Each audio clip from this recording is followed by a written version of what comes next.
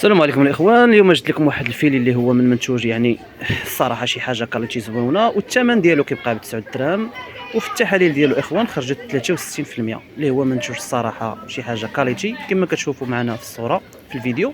عندك الكواطه ديالو ديال الالومنيوم، وكذلك الاخوان فيه بروتينات، فيه بزاف ديال الفوائد اللي كنظن غيكون تقريبا احسن من اللوكوس.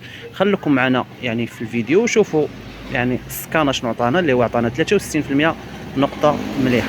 معنا في الشرح ها هو على بركه الله، كما كتشوفوا بالنسبه للعلامات، وكما كتشوفوا معنا البروتينات، كتشوفوا معنا كذلك الملح ما فيش بزاف. بالنسبه للزيوت المشبعه كذلك ما فيش بزاف، يعني شي حاجه اللي هي تستاهل تستهلك.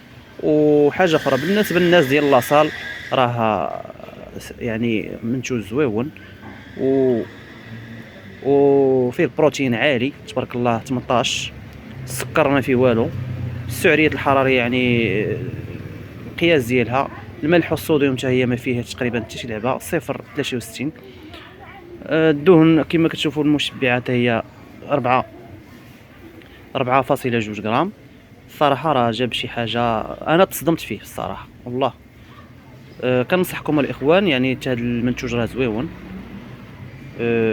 تاخذوه وان شاء الله بغيتكم دابا اللي كياخذوا يخلي لي في التعليق، واللي ما خداش ياخذوا ويجربوا ويرد عليا.